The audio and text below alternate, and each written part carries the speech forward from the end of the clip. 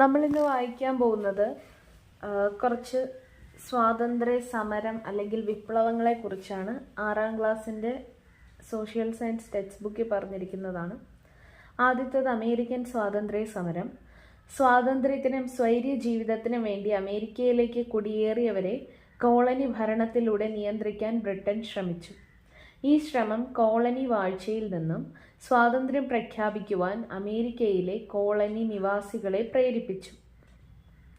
Colony നിവാസികളുടെ പ്രതിനിധികൾ ഫിലാഡൽഫിയയിൽ സമ്മേളിച്ച് 1776 ജൂലൈയിൽ കോളനിയുടെ സ്വാതന്ത്ര്യം പ്രഖ്യാപിച്ചു.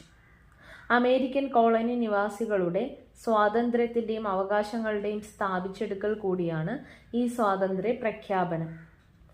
അമേരിക്കൻ ഐക്യനാടുകളിൽ നിലവിൽ വന്ന ഭരണഘടന യൂറോപ്പിൽ നിന്നും കുടിയേറിയ അമേരിക്കക്കാരുടെ മനുഷ്യാവകാശങ്ങൾക്ക് പരിരക്ഷ നൽകി. ഭരണകൂടത്തിനും രാഷ്ട്രത്തിനും അവയെ സൃഷ്ടിക്കുകയും അവയ്ക്ക് കീഴിൽ ജീവിക്കുകയും ചെയ്യുന്ന മനുഷ്യരുടെ താൽപ്പര്യങ്ങൾക്കപ്പുറം ഒരു ലക്ഷ്യവുമില്ല. അവകാശങ്ങളും സ്വാതന്ത്ര്യവും സംബന്ധിച്ച് അമേരിക്കൻ സ്വാതന്ത്ര്യ സമരകാലത്ത് ഉയർന്നു വന്ന ചിന്തകരുടെ വാക്കുകൾ. അപ്പോൾ അതൊന്നുകൂടെ പറയാം. അമേരിക്കൻ സ്വാതന്ത്ര്യ സമരകാലത്ത് ഉയർന്നു വന്ന ചിന്തകരുടെ വാക്കുകളാണ്: ഭരണകൂടത്തിനും രാഷ്ട്രത്തിനും അവയെ സൃഷ്ടിക്കുകയും അവയ്ക്ക് കീഴിൽ ജീവിക്കുകയും ചെയ്യുന്ന മനുഷ്യരുടെ താല്പര്യങ്ങൾക്കപ്പുറം ഒരു ലക്ഷ്യവും ഇല്ല. പിന്നെ ഓർത്തു വെക്കേണ്ടത്, എവിടെ വച്ചാണ്, ഏത് വർഷമാണ് കോളനികളുടെ സ്വാതന്ത്ര്യം പ്രഖ്യാപിച്ചത്? അത് ഫിലാഡൽഫിയയിൽ 1776 ജൂലൈയിലാണ്.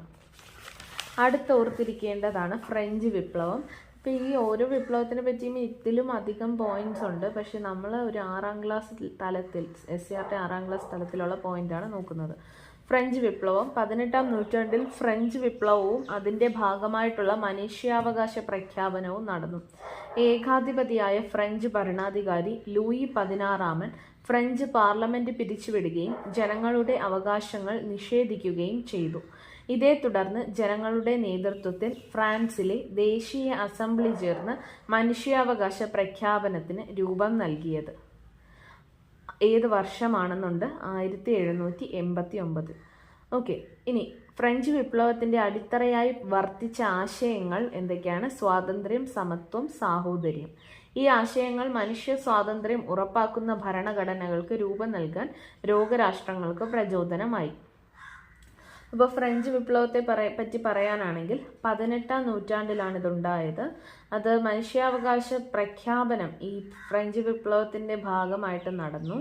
ഏകാധിപതിയായ ഫ്രഞ്ച് ഭരണാധികാരി ലൂയി 16 ഫ്രഞ്ച് പാർലമെന്റ് പിരിച്ചുവിടുകയും ജനങ്ങളുടെ അവകാശങ്ങൾ നിഷേധിക്കുകയും ചെയ്തു. ഇതേ തുടർന്നാണ് ജനങ്ങൾ ഫ്രാൻസിലെ ദേശീയ അസംബ്ലി ചേർന്ന് മനുഷ്യാവകാശ പ്രഖ്യാപനത്തിന് രൂപം നൽകിയത്.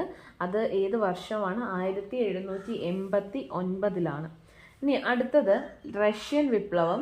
റഷ്യൻ വിപ്ലവത്തെ തുടർന്ന് സാർ ചക്രവർത്തിമാരുടെ ഏകാധിപത്യ ഭരണത്തിന് പകരം ജനങ്ങൾക്ക് പങ്കാളിത്തമുള്ള സോഷ്യലിസ്റ്റ് ഭരണക്രമത്തിലേക്ക് റഷ്യ മാറി. അപ്പോൾ റഷ്യയിൽ ഈ പറയുന്ന ഒരു വിപ്ലവം നടക്കുന്നത് വരെ സാർ ചക്രവർത്തിമാരുടെ ഏകാധിപത്യ ഭരണമായിരുന്നു.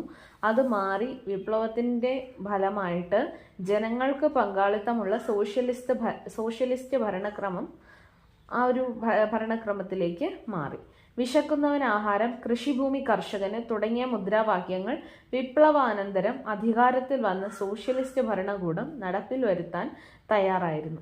ഇനി തൊഴിലാളികളുടെയും കർഷകരുടെയും അവകാശങ്ങൾ ഉറപ്പുവരുത്തി. ദാർശനിക ചിന്തകൾ എന്തൊക്കെയാണ്?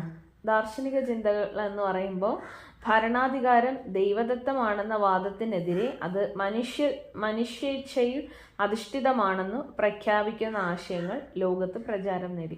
അപ്പോൾ ഈ ഓരോ വിപ്ലവവും നമ്മൾ ഒബ്സർവ് ചെയ്ത് കഴിഞ്ഞാൽ അവർ പ്രധാനമായും പറയുന്നൊരു കാര്യം, ഭരണാധികാരം ദൈവദത്തമാണെന്ന വാദത്തിനെതിരെ അത് മനുഷ്യേച്ഛയിൽ അധിഷ്ഠിതമാണെന്ന് പ്രഖ്യാപിക്കുന്ന ആശയങ്ങൾ ലോകത്ത് പ്രചാരം നേടി. അതുപോലെ തന്നെ മനുഷ്യാവകാശ സങ്കല്പങ്ങൾക്ക് വിത്തുപാകാൻ Thomas Hobbes, John Locke, Rousseau തുടങ്ങിയ ദാർശനികരുടെ ചിന്തകൾ പ്രചോദനം നൽകി.